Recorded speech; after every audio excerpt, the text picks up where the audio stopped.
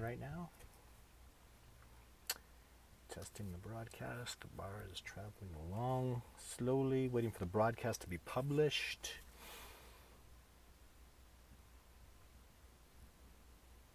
And I'm live. Good day, ladies and gentlemen, boys and girls of all ages. My name is Todd Standing. I'm the man that takes people out into the field and has them either live interact with or eyewitness a Sasquatch. Thank you very much for tuning in today. This is going to be a crazy show, I'm sure, because for those of you, all the fans and followers that saw the latest video, there's going to be some questions. It's going to be a little crazy because we've been talking about a woman who was nearly abducted by a Sasquatch. And man, it's because of this, I'm telling you guys this too, because of this show, because of the questions that are asked on this show and the buttons that have been pushed because of you guys. I was inspired to do that video.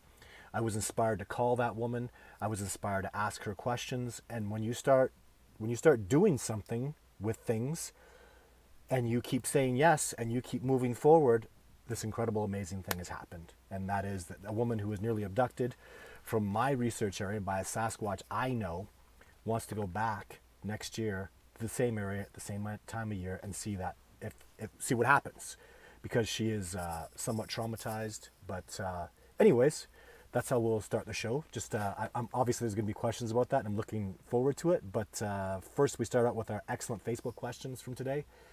First question from Facebook was about rock throwing. And I love being forced to think about these things because I don't really know the answer unequivocally, but what it feels like every time I've had the Sasquatch rock throwing around me. This has happened with John Bernagel, tons of expeditioners, just even on my own. I think they're just playing. I think they're just trying to get my attention, making sure I know they're there. And they're just kind of playing around, getting me to look over here, look over there. And it's even a display of their exceptional abilities when they're throwing rocks 100 yards. Even, I hate to say it, I think 150 yards sometimes, tossing a rock with incredible accuracy, just missing me.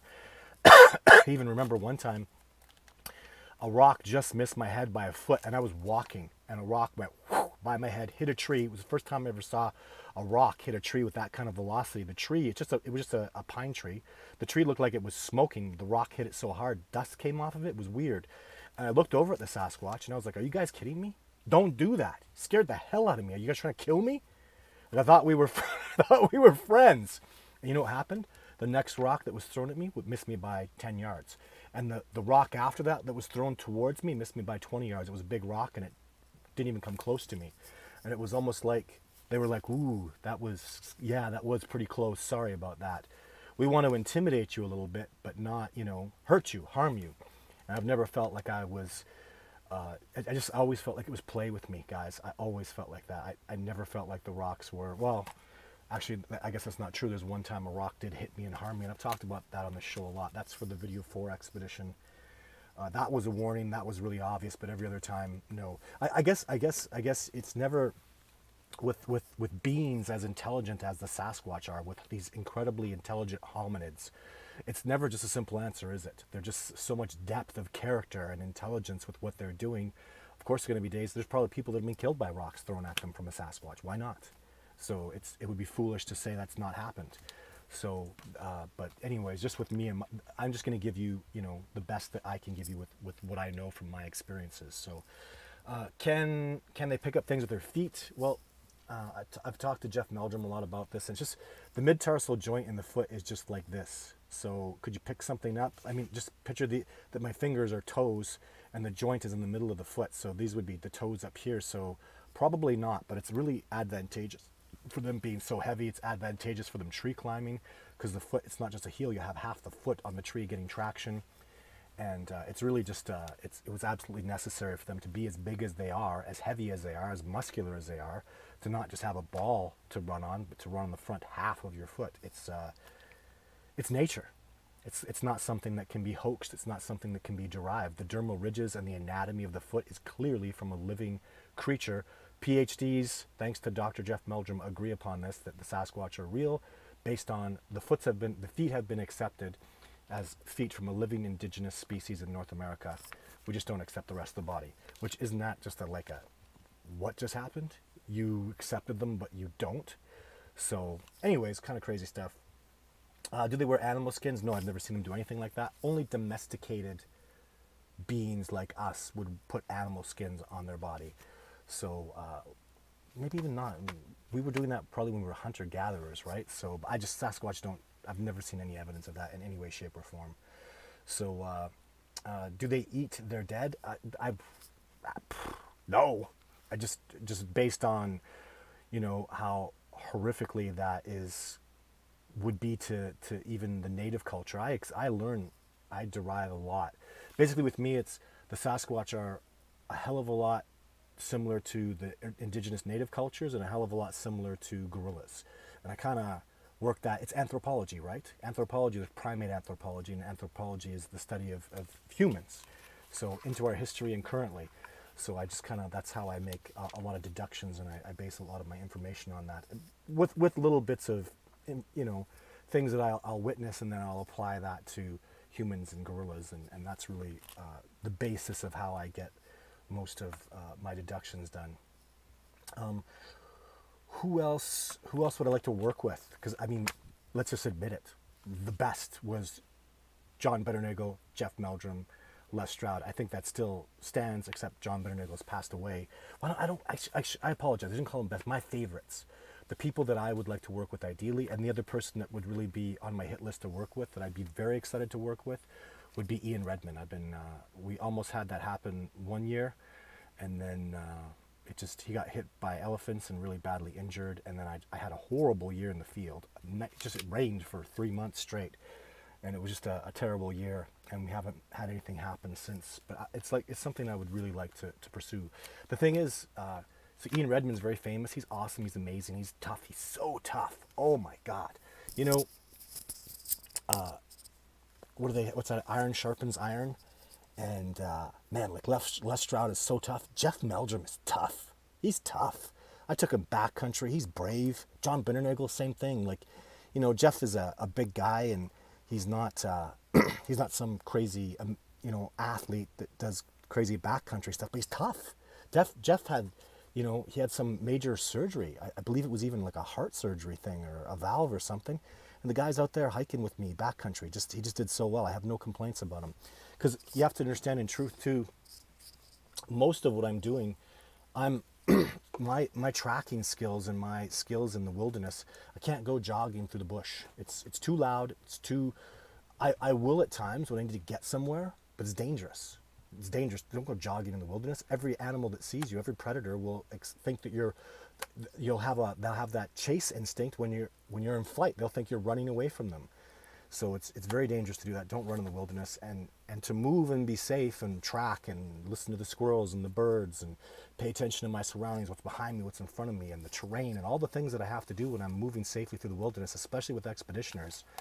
I can't go fast, so I have to go at a walking pace is the safest way to move for me, and safety is absolutely paramount with my expeditioners and people I take out in the wilderness.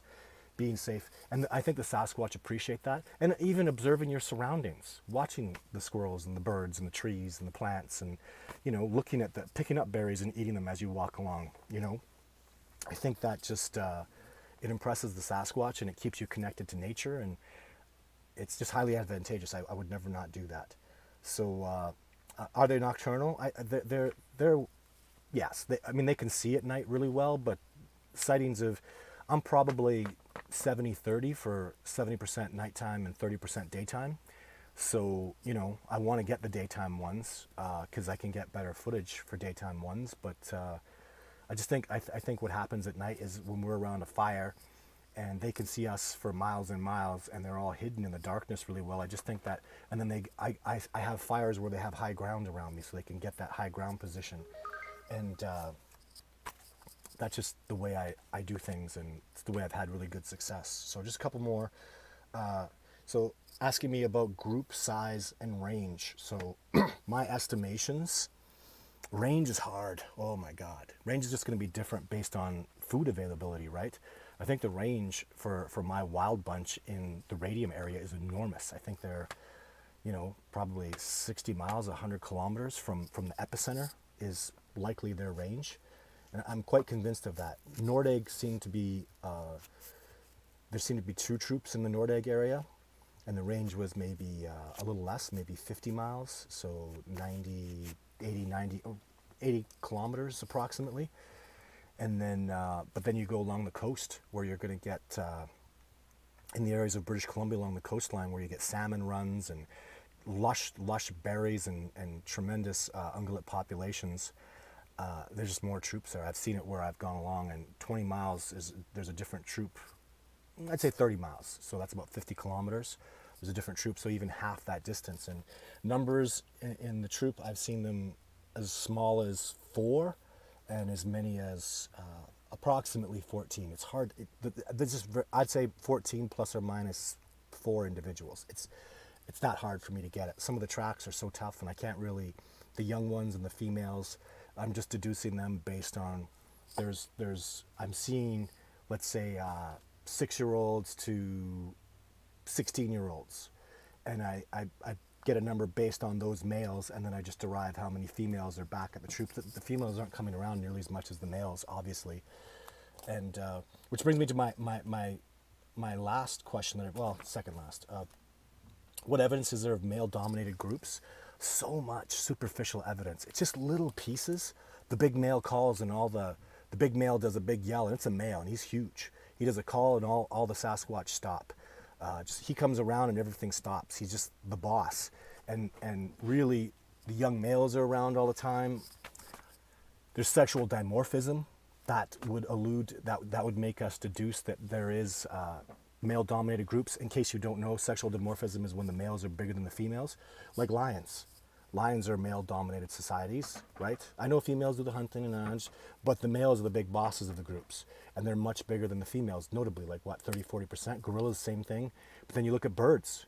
They're monogamous, and they're the same size. Males and females are approximately the same size. So we see that throughout nature, and just that's one of the biggest deductions. I've never seen anything that would lead me to think they were not male-dominated societies. All the little tidbits of information I can't remember right now, but it's always like, oh, that's male-dominant. Oh, that shows male-dominant. Oh, this shows male-dominant. Just all of it. I've never seen a piece of evidence.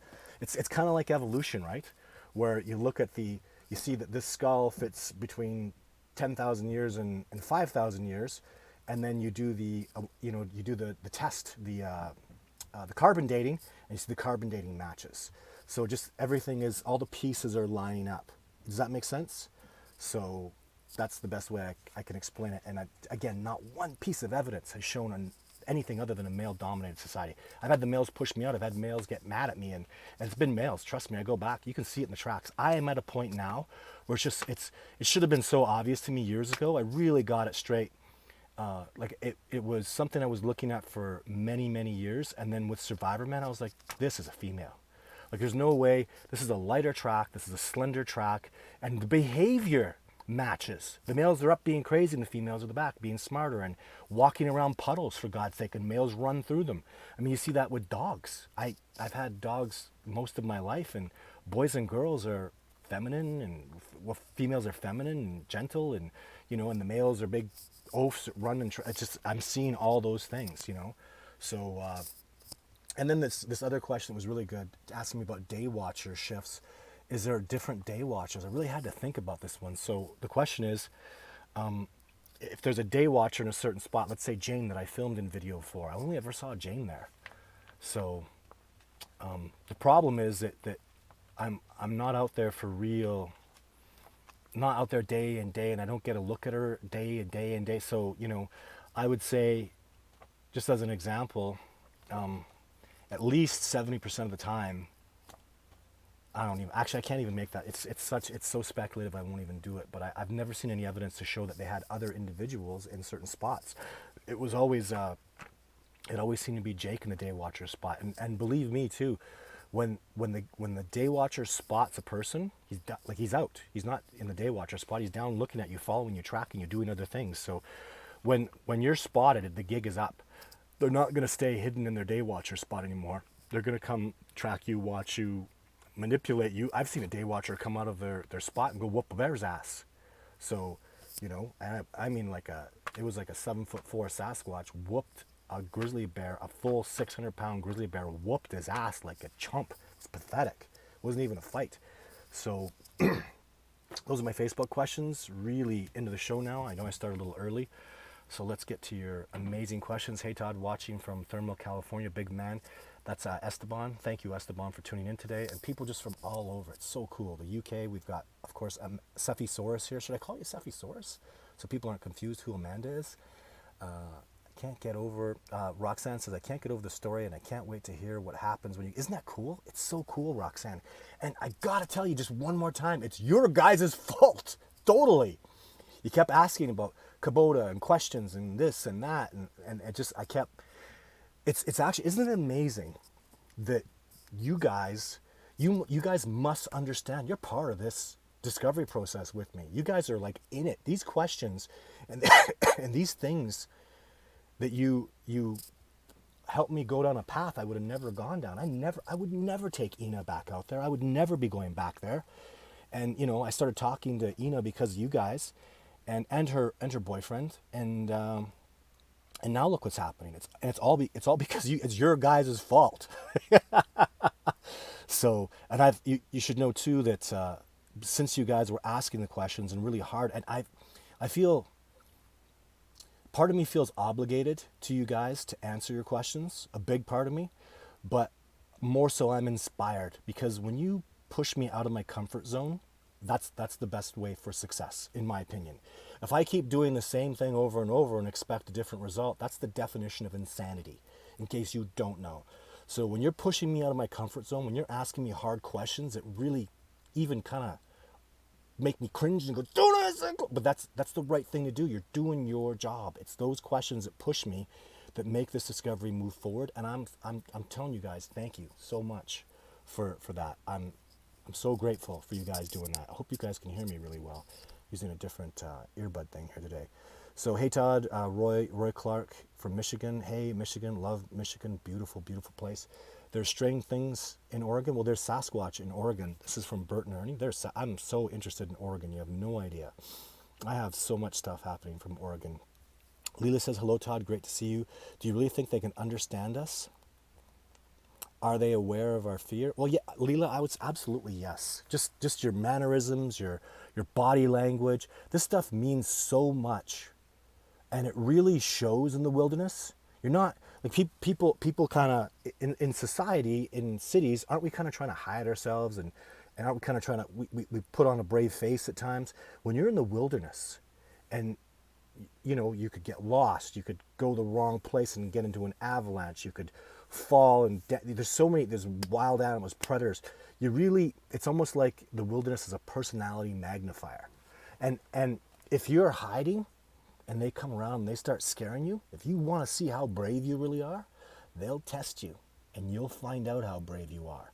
Believe me, I've seen it. I mean, I can't tell you how many incredible relationships I've built because of expeditions, because of the Sasquatch, because of the wilderness, the relationship with John Bennernagel, Les Stroud, Jeff Meldrum, Stephen, Cody Smith, Jonathan from Georgia, and you know, the Floridians and all these awesome people that I've taken on like we've tested our mettle together, and you just can't hide from the truth when you're out there. Stuff is going to happen. I take out an expeditioner and she's terrified of mountain lions, and a mountain lion comes around and she's holding my hand and she's afraid, and I go, oh, so you have issues with mountain lions, and I feel it in her hand as she's holding my hand as it grips me hard. Oh my God, I'm terrified.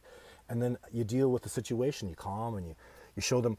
Even it helps people so much when let's say a mountain lion comes around, and the way I deal with the situation, the way I'll get the wind gauge and I'll watch as he's circling us, and I'll position us properly, and I make sure we move correctly, and then you see that we convince the mountain lion we're not prey. We don't move like prey, even if they're acting like prey, and I can see that. Some people move like deer. Some people move like rabbits. They just have that gentle, wonderful goodness about them, but that's not good in the wilderness. You got to move like a predator. You got to move like you own it. You got to show that energy. And when a mountain lion looks me down, when a mountain lion sees my energy, he sees a predator that is going to, don't go there. You just don't come with me, because it's going to be on. A mountain lion comes up behind me and jumps on my head. I'm pulling out my gun and I'm blowing holes in him. Like I go out there, I feel like I'm going into the octagon as a UFC fighter. It's game on. Those big giant bears, those predators that you see, those wolves and mountain lions, there's no fences out there, ladies and gentlemen. They own it. They own the day, they own the night. It's their home. We're just visiting. So it's really, really game on, and you show your true colors. I've never met anybody who could hide themselves out there. It's gonna happen. Even especially with the Sasquatch, because they're the highest level of wilderness expert elite species. They're gonna test you. They're highly intelligent. You've got to understand that. They're so darn smart. They're gonna push you. They're gonna push you to limits. They do it to me all the time. I've got over 1,000 days in the backcountry. And a lot of those days are with Sasquatch being around. They test me, and even to this day, I'm just a student of theirs. I'm just learning. I have so much to learn. I'm a low-level apprentice to them when it comes to wilderness expertise, and they're gonna know. They're gonna figure it out. That was a good question, though, right? Okay, so SoCal Forest Ninjas. How are you, sir? The story of the woman almost being abducted by Kubota shows they know the difference between right and wrong. Yeah, but maybe there's a lot of things that you can deduce from that. It kind of shows me, I think, that's a good point. But another point shows me 19 women, human females, only human females, have been bred into Sasquatch population. I don't hear about women Sasquatch breeding with men. I mean, it's kind of preposterous, right? But that day, maybe, I mean, it's showing what the DNA and what the science is showing is being shown out in the wilderness. Kubota liked that girl. He liked her. He liked the smell of her. I get it, guys. You have no idea how well a Sasquatch will know you literally. If you're going backcountry and they're around, they know you inside and out. Not only will they test you mentally and emotionally, spiritually, they'll get in your head, but they will smell your scat, your urine. They get inside. I've seen them stay away from women because of the toxicity that some people eat terrible, horrible food. I get my expeditioners to clean the hell up. You better come out eating clean darn food. Because if you're toxic, if you're eating toxic, you eat jujubes and crap and pop and potato chips, your body, you're sweating toxic, you're defecating and urinating toxic, and they're just staying away from people like that. They are. I've seen it. And it really makes sense to me. I mean, they're afraid of that. And why would you eat and poison your body like that? Like the toxic crap that we put in our bodies, it's vile and disgusting. The junk that we eat, it's horrible. I mean, for God's sake, you put a nail in a can of Coke and it dissolves. You can't decrease the insane amount of sugar that's in Coke, because then you'll realize how much salt is in it. It's not thirst quenching, it makes you thirstier. So and they see all this stuff, guys. They see it, they live it. It's very, very real and legit to them. And so there's really, I don't know. I can't hide things from them. I've tried. I've done experiments with stuff, and it's just they inside and out. They get it. They really, really get it. Steve, with the big Skotutsgat's last name. Do you think that samurai chatter, very slight? I don't know anything about samurai chatter. I've never heard them talk like that. Never heard any kind of samurai chatter, anything like that stuff that I've heard online ever. In fact, remember what a big deal it is that big male dominant Sasquatch, I know that big dominant male that runs that wild bunch. I know who he is. I've seen him, and you gotta understand how significant it is if he truly said Kubota, Ia, Ina. Like I've never heard that. That is just, I've heard them scream, I've heard them go, ah, and it was very prime. When they explained it to me, because I've heard that Sasquatch yell, I've heard him grunt, I've heard him growl at me, that chainsaw growl. So, but to hear him actually vocalize stuff, I've heard them go, hey, like that's a sound, right? That's vocal range. I've heard them do the incredible, amazing, fabulous Survivor man Les Stroud, who's got an incredible singing voice, is a brilliant artist, went whoop beautifully. I can't duplicate it. It was better than that. It was brilliant. You have to be a professionally trained singer to do what he did. And the Sasquatch did it right back to him. Right back. I was right there. I heard it. Clear as day. About 4 times louder, but the exact length of time, exact tonage, I can't, I'm not a music guy. You know, I don't know. Do re mi fa sol la ti. It was bang on. And it can't be an echo. It was 2-3 minutes later. Can't be an echo, you know? So that's the vocal range. So when people tell me, could they do samurai chatter? Sure. I've never had an authentic, like a witness that I know and I've met and I've trusted tell me that they've heard that ever. So, and I know some people. I've met some, it's the natives really. It's the natives that are like amazing, awesome. I had one native that knows a lot about Sasquatch. He's very impressive. And he's like, no, never heard anything like that. So, not to say that it's not legitimate. I've just never heard it. So, let's see here. What happens in your first encounter with Sasquatch? This is video 2. I've talked about that a lot. So David says, I think Bigfoot is the missing link between man and animal. It's compatible genetically with no, and anything. Yeah, I tremendously disagree with that. It's as simple as we branched off from the same subspecies way back. I'm talking like gorillas. Look at this: gorillas, chimpanzees, orangutans, human, and Sasquatch. All branched off from a similar species, but we all branched off approximately the same time. And they just happen to get bipedal, upright, but keep the primate power. They're just the ultimate hominid. There's missing link. No, I don't even think science talks about a missing link really anymore. So no, actually that's not true. There's some weird stuff going on in the last, was it 5,000-10,000 years? Something weird happened where humans became very, very human, and not so much hominid, not so much primate, and but that's just, I don't know, genetic variation. I don't know what happened, but something happened. But I just don't think that missing link thing is not. If you talk like that to scientists, like those high end guys, you're going to lose interest in them. They're just going to go, this guy, no, this is just weird talk. So they're further away from chimpanzees than we are. So that takes out the missing link thing right there, because you got to understand genetically it goes chimpanzee, human being, Sasquatch. The Sasquatch are further away. Human beings are this close to chimpanzees, and Sasquatch are further away.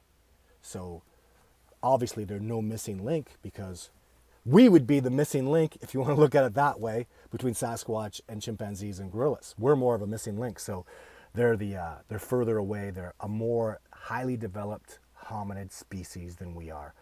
And the more you learn about them, the more you see it actually has become, it's amazing how the DNA, the science, the extrapolations, the deductions that we make all just fall into place so well. And it's very uncomfortable for me at times, but probably one of the most uncomfortable things to talk about is that Sasquatch have successfully bred with human females. I'm very uncomfortable talking about that. It's the ugliest topic. A Sasquatch had sex with a human female, and they produced female offspring, that were bred back into the population. It's so uncomfortable and inappropriate to me. I'm very offended by those conversations, but you can't deny the science. The science is there, and that's it. There's no arguing it. These are facts. This science is. I've had amazing, intelligent, deep geneticists, PhDs sit down with me and say, I've checked those facts. I've seen the DNA. The guy showed up with paperwork. This is the DNA, and I'm going to show you some stuff. And he sat down for an expedition, and every night we were going over the DNA, and he was showing me, and I'm like, okay. And it's very clear. I'm convinced, just based on, there's a lot you have to understand too. A great deal of my knowledge is just Survivor Man tells me something, and I just say yes. That's it. Jeff Meldrum tells me something. These tracks are from the Patterson-Gimlin footage. I believe him. Is he lying to me? Well, Jeff Meldrum has never deceived me in any way, shape, or form ever. He is one of the most honest men I've ever met. He has never exaggerated a point. He's precise. He is precision. He's bang on. Somebody called him a liar once, and he's like, no, You are a bald-faced liar. I remember him saying that. And I was just like, whoa, Jeff, whoa. Jeff, he's a professor. He is very, very serious about what he does. He has decades of PhD experience. He's not just a PhD, he's an experienced, monstrous, intelligent man who keeps up with his craft and writes papers. So when he tells me something, I just say, yes, sir. And I just take it as fact. And that's based on trust. I trust Les Stroud. I trust John Bitternagel. And there are other people that I trust. And so when this geneticist sits down with me, he's a great man. I trusted him. I still trust him. I consider him a friend and colleague. I admire the man. And, he goes through the DNA. I'm not a geneticist, but, I trust him, highly intelligent. And this is... and that's what makes anybody powerful. That's what makes me powerful in this, is I have all these people that are doing these things, and they just, Jeff Meldrum, I don't have a track collection. I'm not doing that. If I ever had a track, I'd just give it to Jeff. Jeff has got an incredible, what am I ever going to do with that stuff? He is at an elite level. He's got Grover Clance's tracks. He's got tracks from decades and decades, handprints, tree twists. If I have something, I just add, the day I have stuff, I will simply add it to his collection. Because his level, the level that he's at is just it's the highest level of education, of knowledge, of experience, and of genius. When you're talking about someone like Jeff Meldrum, it's the highest level, and that's it. That's how much I trust his word and the way he is. I think, okay, so let's get down a little bit. Sasquatch Mod Chris, what do you reckon the number of Sasquatch are in existence today in Canada? I'll go with my documentary. What did I say? 15,000? I'm just going to go with that number. And that is so... People just forced a number out of me, and I gave it based on my best guess. That's all I can give you, is my best guess. And I'm not a Vulcan, so I don't mind giving, if you guys are Star Trek fans, I don't mind giving you my best guess. But, and I always try to, what's the term? I always try to under promise and over deliver. So when I say 15,000, there's more than that. You gotta be that way, right? So because the existence of this species is such a big deal. It's such a miracle. You don't want to go, wow, there's 300,000. No, come on. Let's be really conservative. When I say the Sasquatch are 9 feet tall, it's not true. They're taller than 9 feet, but I'm being conservative. I say they're 900 pounds. They're bigger than that. There. So that's probably my Sunday video, as I'm going to go look at video 6. You can see how tall that Sasquatch is in video 6, and it's very uncomfortable for me to show how tall that Sasquatch is, because what you can see in my video 6 in my documentary, so it's the back of the Sasquatch before the log hits me, and I go over and I jump in the air and I throw my hand up. Well, when I first did that with some colleagues, they're like, come here. And I go, why? I go, come here, jump gently, just like you did in the documentary. I go, why? Because just jump. And then he marked the spot on the wall, that bugger, and he goes, that's taller than 9 feet, Mr. Standing. I went, I know. And they're like, well, you got to be honest. So let's go be honest. Let's be accurate as we can. When I talk about the size of Jake based on those pine needle leaves, he's bigger than that. Look at what I'm doing with the pine. I make that 1 inch and then I space it. It's really like 1.25 inches. Like Jake is he's 20% bigger than I'm showing you. But I'm trying to err on the side of caution, because when people see how enormous they are, like I remember the primatologist that I took out to Nordegg a few years ago, a real legit primatologist that's been to Africa, an incredible lady. And she's like, Todd, no, they can't be 9 foot tall primates. If I had told her they were bigger, it's more of, and I'm trying to get her to come in. I'm asking for her help. I'm asking for her to be part of this, and it's baby steps. You can't just grab someone by the throat and rip them in. They're gonna exit as fast as they can. And it's really important that all of us really try to, anybody, we need to take baby steps, and I'm very much into baby steps. So sorry, my phone's going off like that. Make sure the stream is all good. Everything's good with that. Yes, it is. Rebecca, hi Todd. Just checked in for a little bit. Love listening to what you say because it's so interesting. I'm glad I'm interesting, Rebecca. I try to be interesting. Thank you for the compliment. Caleb Logan. Oh, what's Amanda saying? Hi David. Just so you know, Todd is currently answering Facebook questions. Yes, I was. Oh my God, am I that far back? So many questions today. We're having fun, right? Let's get crazy with the questions. Why haven't you got clearer pics of the big guy and his furry friends? Oh my God, Big E. Why haven't I got clearer? Have you seen my video 5 stuff?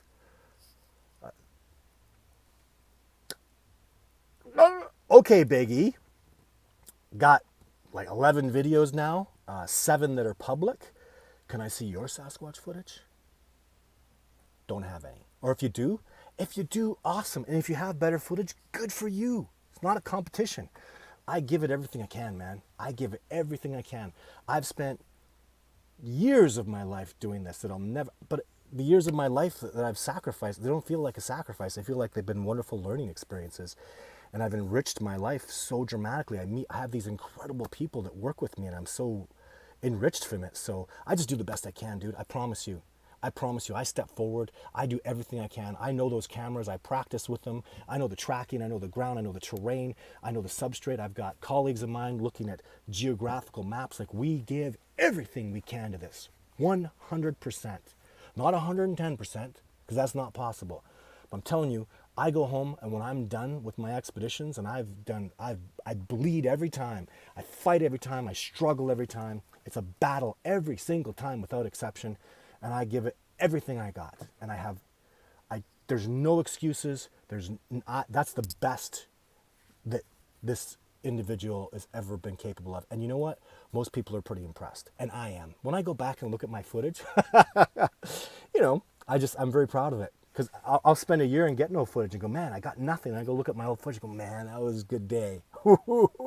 I get goosebumps looking, oh man, look how close I was. It's really, I just look at this stuff and I'm so proud of what I've been able to accomplish. And I'm sorry it doesn't impress you, but I'm really pleased with the results that I've been able to precipitate. Really, really pleased. And do I want better? Yes. Can I get better? Yes. Is there a piece of footage that can convince the world that Sasquatch exists? Yes. I hope somebody gets it, and I'll go fight for it. And I promise you, I give it everything I'm capable of. Every millimeter I give out, I put it all into it, and I fight. And I have to come back safe. There's no point in me expiring out there.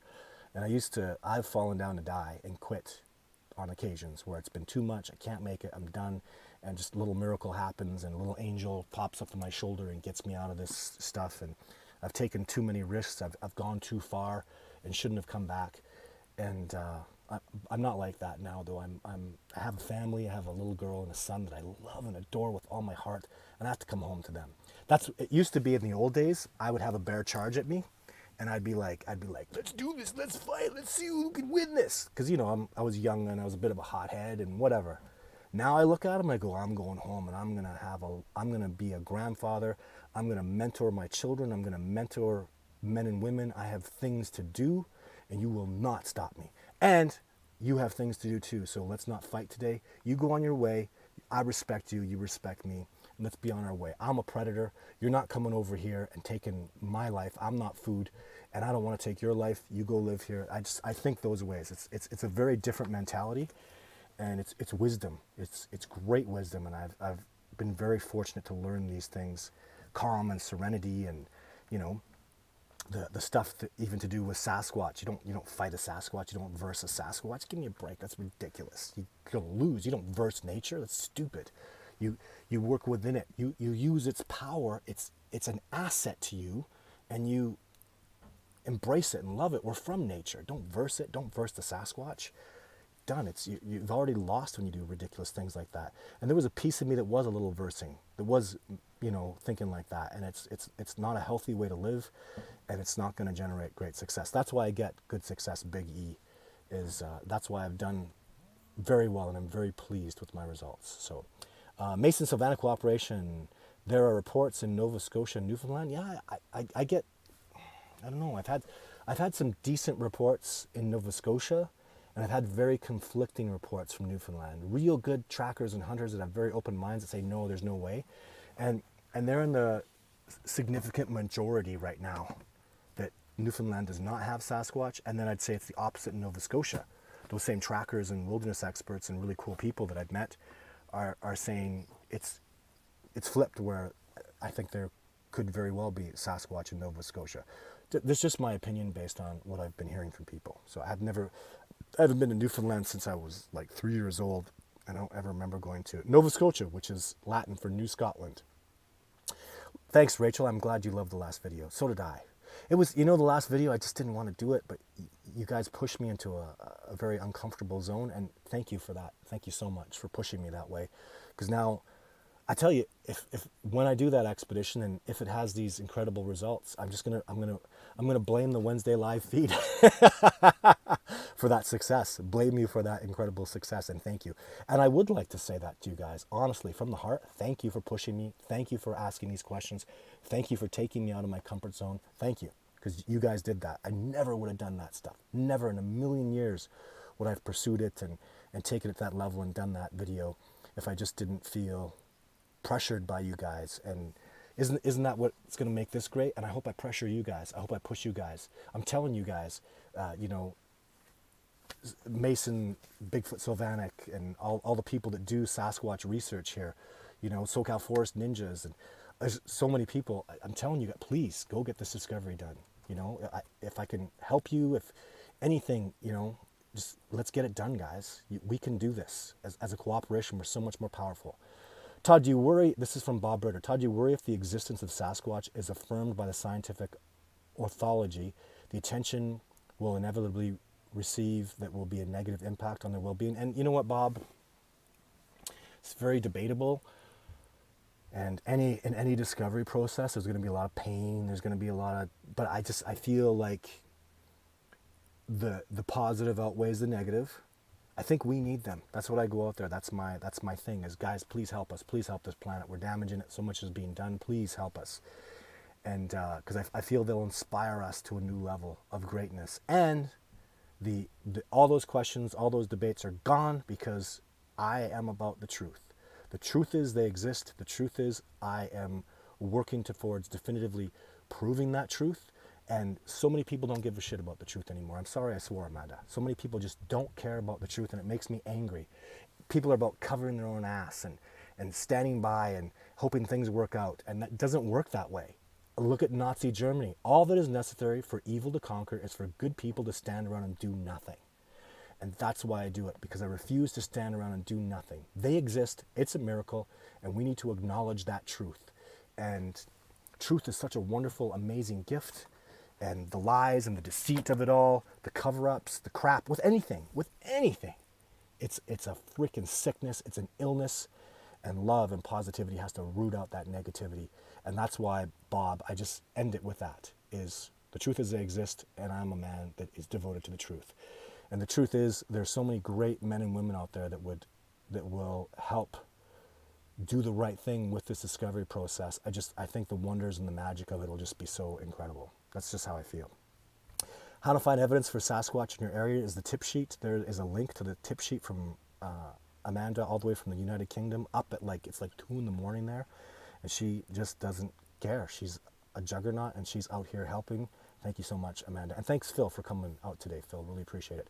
Breakaway Book says, question, do Sasquatch have eye shine? If so, well, we talk about this a lot.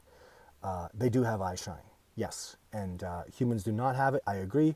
And that should be a clue as to their evolutionary path. Agreed. Totally agreed. Yes, they do. And yes, they can see at night because of it. And that's it. Northwest Olympics, no camping yet in my area. Hopefully that's for the best.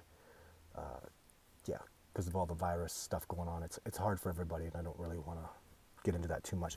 Hi, Todd from Chattahoochee National Forest, Georgia. Do you know if anyone has ever found the cave where the Bigfoots carried off Albert Oshman? Oh gosh, I don't think so. And I have to tell you that I find the Albert Oshman story a little far-fetched. Not necessarily untrue, but because I know crazy things happen, right? Crazy stuff happens.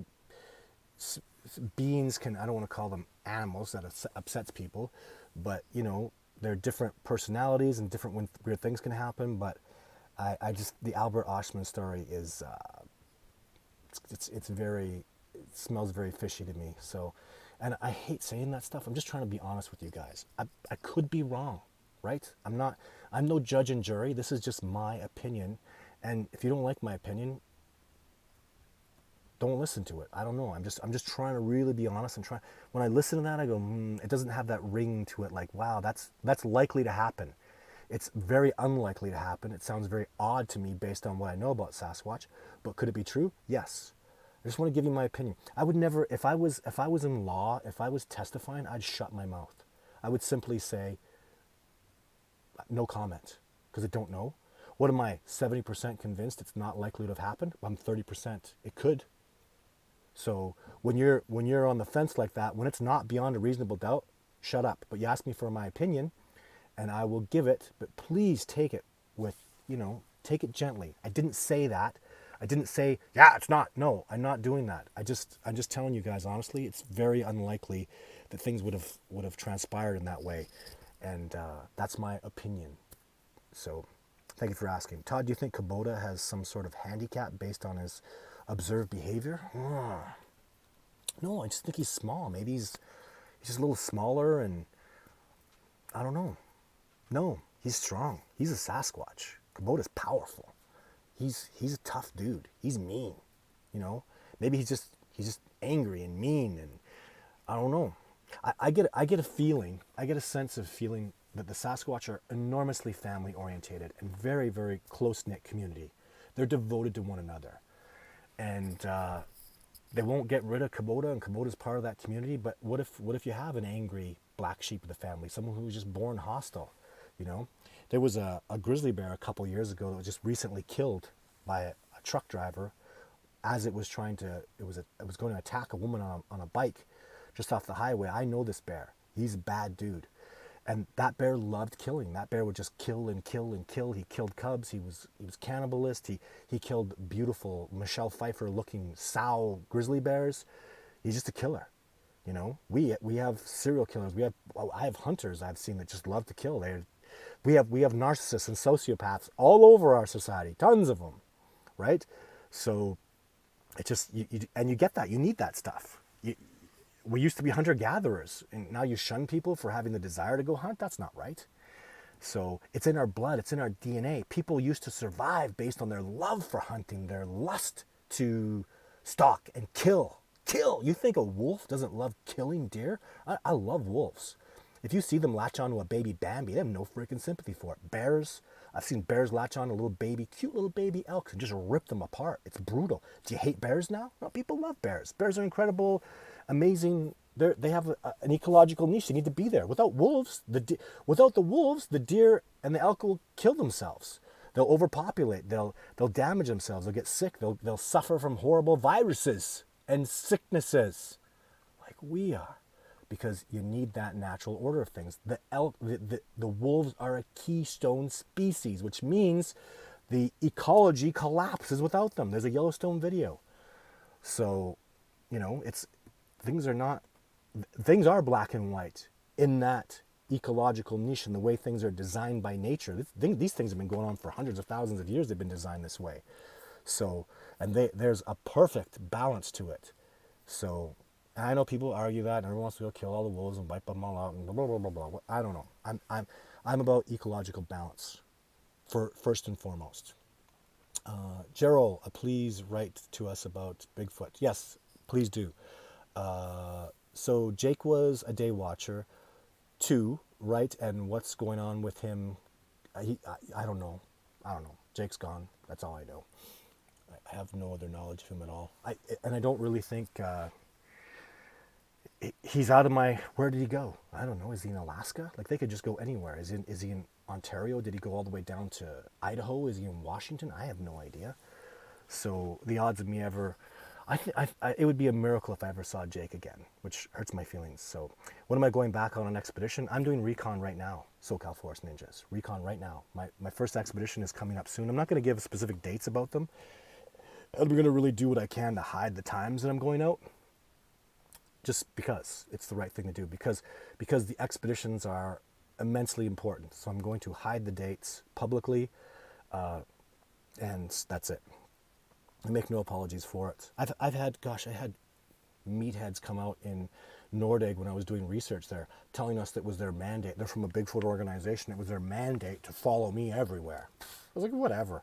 You guys are not following me. Oh, we're following you everywhere. So I literally got to Nordegg. I parked there, and I had 2 expeditioners, and somehow the date got out.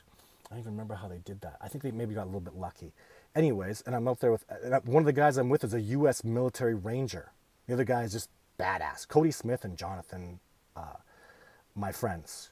And these guys are like, we're going to follow you. Whatever, you're not following us. Give me a break. So we just ditched those twits. But it's not going to help anything to have people out there. They're just out there to damage, and I don't know. So they're a hater. I have haters. I have people that are domesticated, need to be medicated, narcissists, social, the whole gambit, that don't want this, that don't want me or my people to specifically succeed, and good for you. So but I need to keep the expeditions are every expeditioner I go out with, all of them. The goal is to just change it, change the world, take this to another level, make an incredible discovery. That's always the goal with every single expedition. And if that's not your goal, then don't come on an expedition with me. And believe me, a lot of these people come, this is a dream come true for them. They can't believe that they're doing this stuff. And I'm on the other side going, I can't believe I have these incredible, amazing people coming out with me. These people are brilliant and fantastic, and they enrich this discovery so much. The crazy stuff they do. So, yeah, that's how I feel about that. Hiya, Todd. Good evening. This is Support Your Troops and Athletes. Yes, support your troops and athletes. Jeffrey Meyer, great show. Love your work. What do you have to say about the Quebec Sasquatch in health? They say they are talking to each other, i.e., I don't know anything about that. I'm pretty sure there are Sasquatch in the province of Quebec, but I don't know about anybody talking to them. I haven't heard anything about that. Do you have Bigfoot encounter or story that you can share with us? Oh, if you have that, visit Bigfoot encounter. Who is saying that? Andy. Hi, Andy. Do you have a Bigfoot encounter or story that you can share with us? Visit Bigfoot encounter. Send us an email, Bigfoot encounter. Well, thank you, Andy, very much. How do you think the dominant male knows Ina's name? Do you think, oh man, is that such a good question? I have no idea. Honestly, I don't think he said Ina. You know how, like, I'll be out in the bush, I'll be hanging out with people, and we hear, word! And they go, oh, it sounded like Todd. No, it wasn't Todd, but people are thinking Todd. People are hanging out with me. I don't think Todd, I'm saying in a crowd, I'm out in a mall or something, and we think we heard Todd, but it's not. It's just, you have that program, right? Like you get a blue truck, and suddenly you see these blue trucks everywhere. You get a blue Ford. Look at all the blue Fords you never noticed before. So I told Ina this. I said, I don't think he said Ina. Especially Ina. I don't, so I'm on the side of, I just think that they just had that preconceived idea. And when you hear when Ina was like struggling and fighting with Kubota, she didn't get a good listen. She thought she heard that. And then you get the boyfriend who just had his ass handed to him. So you get a woman that's shocked and flipping out, losing her stuff, right? A Sasquatch is latched on her. Can you imagine the terror she's feeling? And then you get a dude that just got bashed over by a Sasquatch. Like, and just, boom! Head bleeding, body all busted up. Like, he's lucky he didn't have broken bones and stuff. That just goes to show to me that Kubota really didn't want to hurt him. Because I'm telling you, if Kubota wanted to smash that dude, he'd have smashed him with a forearm. That dude would have been busted hip, busted legs, busted ribs. A gorilla comes for you, man, and smashes you, you're going to be a hurting unit. And Kubota is bigger and stronger than a gorilla. That's why I'm a little earlier, people are like, well, Kubota is bigger than a gorilla, dudes. Kubota is a beast. I know he's only 8'4" and he's only 700 pounds. There's no gorilla that big. Kubota would hand a gorilla its ass. Okay? Kubota takes on grizzly bears. Kubota is no chump. When Kubota send this 180-pound man scrawling around, you gotta take their testimony with an ounce of salt. And it's just that the Kubota, I'm pretty convinced of, though, is because when the Sasquatch first spoke, everybody went, what? And Kubota calmed down. Ina calmed down. The boyfriend calmed down. And then the Sasquatch said, Kubota. And that was the second time they heard it. So, Kubota it is. Kubota. Right? So, the boyfriend does it really well. He's German. He's got a husky kind of voice. And he does it good. So, He's not going to come speak on any shows or anything. Gosh, that guy doesn't ever want to go in the bush again. That sucks. But can you blame him? Got smashed by a Sasquatch. His girlfriend was getting taken. He lost that fight. He lost. He wasn't doing nothing. He got up. He didn't know what the hell to do. So he had a plan of action. He was trying to get his senses together, thinking, what the hell am I going to do? Like, how do I take this thing on? He had no weapons, no knives, nothing. We're going to go punch it? Go punch something that's twice the size of a gorilla nearly? So, and there's a whole bunch of them in a tree line. Like, he's just, the shock value. I can't even, wind knocked out of him, wheezing. Oh my God. So again, we can't get into real specific details, and I don't want to. I don't think that's very responsible. So, but one thing I will tell you is they were around for days. They were watching for days. This wasn't just Kubota came up, saw her, and grabbed her. No way. Well, they were hearing stuff. They were hearing Sasquatch around them. So probably day one they got picked up. The Sasquatch were watching them, and the Sasquatch were smelling Ina. Ina doesn't know if she was ovulating or what her cycle was. She doesn't remember that stuff. But, you know, she might have been ovulating. That's Kubota's going to pick that up, because you know where she's peeing? When you're out in the bush, you know where you pee? In the bush. And you know the Sasquatch are going to pick that up. The Sasquatch are probably downwind going when she was taking a pee, right? So, and these are males that are likely don't have any breeding rights. If I was a male and I was older and I had no female, right? We have urges, we have desires, let's be honest. So sexual procreation is a powerful thing, especially, remember, we're domesticated.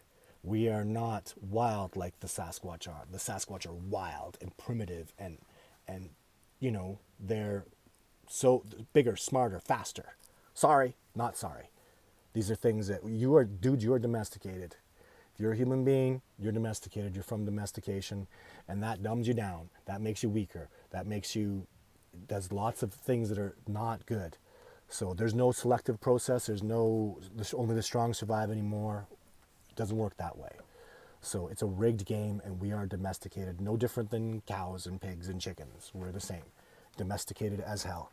So Andy says, Todd, what is the purpose of TP structures for I don't know. I just say that my theory is that they're a response to a traumatic event. A road gets built, two Sasquatch are going to fight. These are the things I've experienced. They build structures. So it's a show of they're there and you're doing something that's traumatizing them, or, you know, maybe traumatizing is not a good word.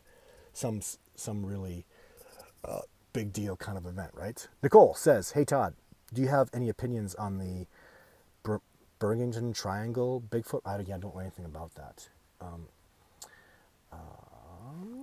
Joseph, does playing soothing music attract Sasquatch, Todd? I don't know. I just don't know. I just haven't figured that out yet. What do you think? What does your heart tell you? I don't know. I think they were impressed with Survivor Man playing the harmonica. I think that impressed them, because that was like soulful. You know how when you see live music and you see like guys play from the heart and they just put their heart into it, and you can't not appreciate that? That impressed the Sasquatch. Survivor Man just impressed the Sasquatch. There's no way he should have had that success. The reason Survivor Man had success with Sasquatch every single episode was because of Survivor Man. That's it. But I'm going to be honest. I took him out there, I guided him, the Sasquatch saw him, they loved him, and they came around, and that's it. You know, they really, really liked him because he's very, very, there's just so many things that are special about Survivor Man. And gosh, this is something I'll tell you. The first time I ever met Survivor Man was at at the Jasper Fairmont Hotel, and I walked in and he was in a place where there were lots of people. I knew exactly where he was. I never watched an episode of Survivor Man. I didn't know really who he was. I just saw maybe a picture of him. And I walked in and I could feel where he was. He's just, I don't know why he would stand out. I could feel his energy. I felt like there were millions of people that were thinking about this man and watching him. Can you understand that? I'm not some kind of empath. I'm telling you though, he was there. And then people were like looking at him all the time. I'm looking at him, he's just a guy. He's just a guy. I don't know, he's handsome. He's whatever. There are lots of handsome people. I've seen handsome guys not get attention like that. He just pulls your eye. People just walk in and talking, and suddenly they have to look at him. And I felt that. I felt this shining beacon about him. And the Sasquatch feel that. And then they see his respect and his gentleness and his love of nature, and you can't deny these. That's what we were talking about earlier, right? And that's why he got the success that he did. And he was respectful. He was respectful to me, his guide. He was respectful to nature. He was respectful to the Sasquatch. And he didn't need much help from me, you know. He's going to other places. He's getting success too, and you know, because he's very, very special. He's amazing. He's absolutely amazing. He's done amazing things, and that's what I have to say about Les Stroud. Okay, Sci Guy, Amanda, he mentioned that there were two of those. He mostly said that there was an X and a TP structure. He said that the Sasquatch he saw looked like the Patty type. Are these questions to me? They do X's, yeah. And I saw a Sasquatch female that looked like right out of the freaking Patterson footage. I can't believe I saw that. That is one of the most shocking things I've ever seen.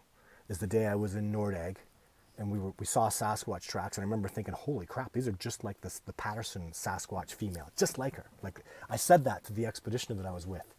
Boom, there she, and we were following her tracks, and she's being a little elusive. And I was like, yeah, she doesn't want us to follow, but I'm gonna follow these anyways. I turned my tracker skills full notch. I was like, I'm gonna follow her. I did that thing where I'm gonna follow this trackway. And when she came up and she saw I had her trackway, and the little things that she did not evade me at all, she was very upset, and she walked sideways. It was like right out of the Patterson footage. She walked sideways, and she walked sideways, and she walked sideways till I couldn't see her anymore. But she was making sounds, moving her arms the same way, breasts moving the same way. Part of me feels like, it's almost like I took the Patterson footage and put it up on the hill in Nordegg. It's nowhere near California. And she just looks so much like that female. I already knew the Patterson footage was real. When I saw a female, 1,000 miles from where 2,000 miles? I don't know. How far is Nordegg from where the Patterson footage was filmed? Like, you got to go through all those states. Maybe 2,000 miles. I don't know. That looked identical to her. She was identical, you know, moving a little differently, but just because she was upset, she was making funny sounds because I was following her trackway and was really pissing her off. But and I stopped after that. I was so stunned by what I just seen. Just stopped and stunned. So I'm going to do a few more questions, guys. I have a 8 o'clock meeting that I shouldn't have scheduled for today, but do you think Sasquatch communicate telepathically? Yes. Very convinced of that. What do you think of these? Oh, we did that already. Let's go down really far. Hey again, Todd. I've never seen any of them yet in real time, but I know they're out there. I believe I caught a juvenile one on a photo of a cemetery in Euclid, BC on Vancouver Island. I'd love to see that. I've seen some, I don't know if they've seen your photographs before. I think I saw some photographs from Euclid, BC, on Vancouver Island, and they were just those photos where there's like you're seeing leaves and branches and stuff that look like a face.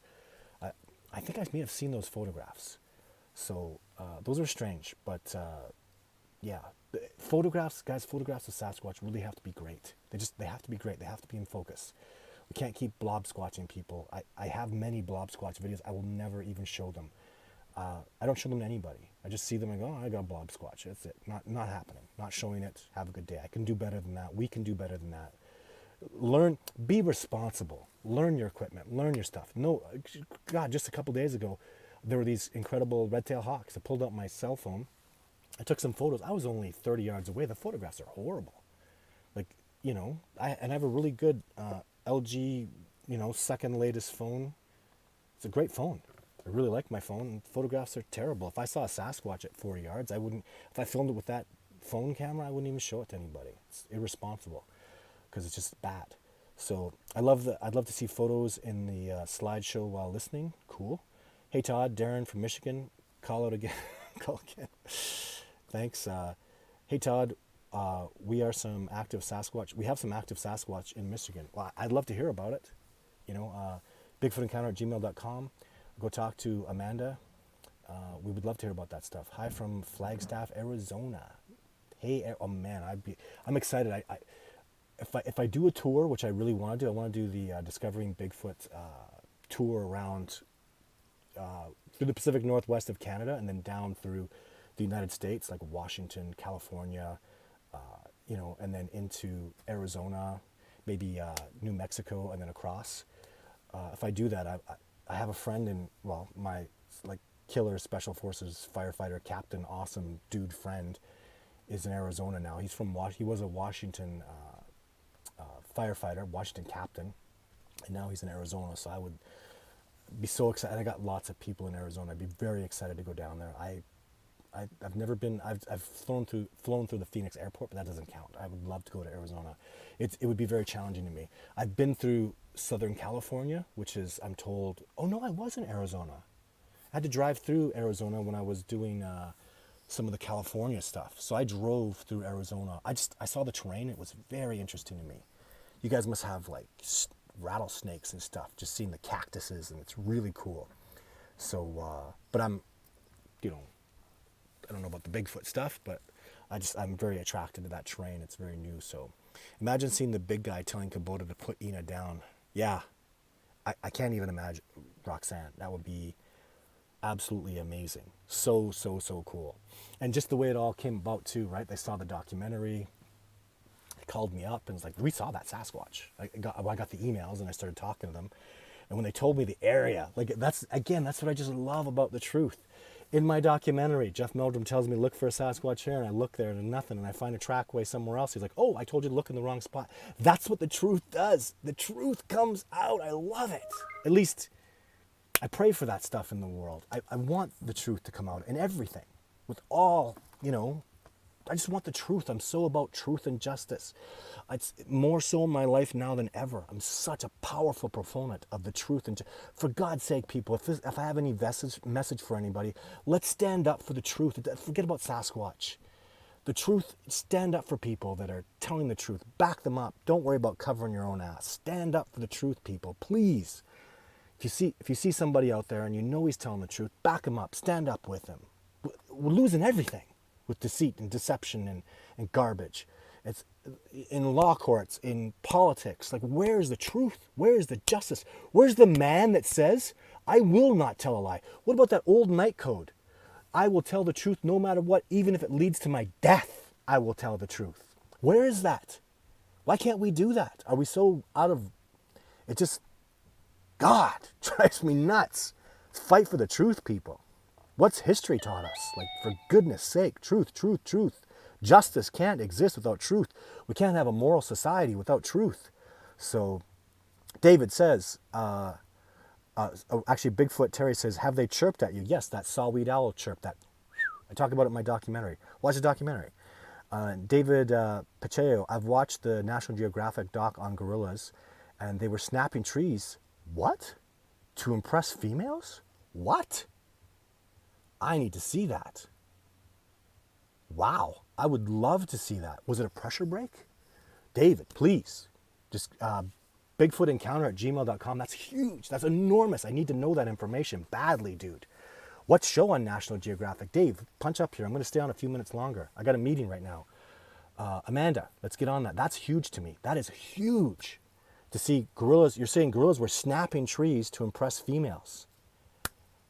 Information I don't know about. So much I don't know about. I'd love to get out there with the gorillas and the gorilla trackers who I want to go hang out with.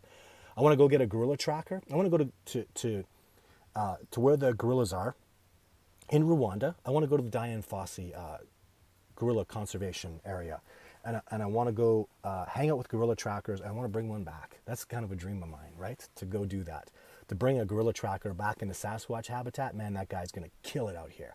That guy's gonna see a Sasquatch. That guy's gonna have incredible success. So I really want to find out that information, guys, about if anybody knows anything about that. It's really, really big. So come join us on the Bigfoot Forum. Amanda is going to be on there with Phil, Discovering Bigfoot. There's the link there. I can't go there today. I have so much stuff I have to do, and I'm so far behind. I'm so sorry, guys. And Cephisaurus, David is still trying to find out what the National Geographic show is called. That's fantastic. Thank you. And I'm on Facebook, David. If anybody knows about that, yeah, have a look, figure it out. I'm probably being called right now, so my phone's bleeping. and huge news. So take your time, Dave. We're trying to keep Todd on. Precious one, you brat. Tom is asking, oh, it's bouncing around here. Let's see where that Tom question was. Tom Boland says, I saw the documentary too. They were saying it was a strength display for the females. And that is so right. That's what I've been saying too, is the bigger the tree, the more the power. Like, people should be, this is what good trackers, and I don't want to I hate to say this, but really intelligent people are going to come along and go, whoa. The power it takes. When I take expeditioners out and I show them trees that are broken that are like 4 or 5 inch diameters and they're snapped clean, they're there going, bah, bah, bah, bah. Maybe I want to go home. I don't want to see the Sasquatch that did that. That is insane power. That is insane power. And to see gorillas attempting that stuff would be amazing. I'd be very interested in that. But I really got to go, guys. You guys have been amazing. Thank you so much for joining us here, as Amanda says. And there will be a Throwback Thursday. I'm going to start working on that tomorrow. I'll get it done tomorrow. And I'm excited about the Sunday video. You guys are amazing. Thank you so much. Chat room is open after Todd's stream. There's the link again, discoveringbigfoot.net /. You can click on that link right there. I wonder if I can do that. I'm going to try to click. Look at this. I'm clicking on the link. Oh, I hope it doesn't lose my stream here. You guys are amazing. That link just worked. Just popped right up in a separate window. So I'd love it if you guys went there. Remember, if you're talking to Amanda and you're talking to Phil, you're talking to me. If you can convince them of stuff, it's coming to me. So Amanda can call me. Phil can call me up. Hey, Phil, what'd you hear on the forum? Oh, wow, Phil. If you convince those people, I'm convinced. So don't think you're going on there. You talk to Amanda, you convince her. Amanda's amazing. Amanda knows tons. Amanda is in tune.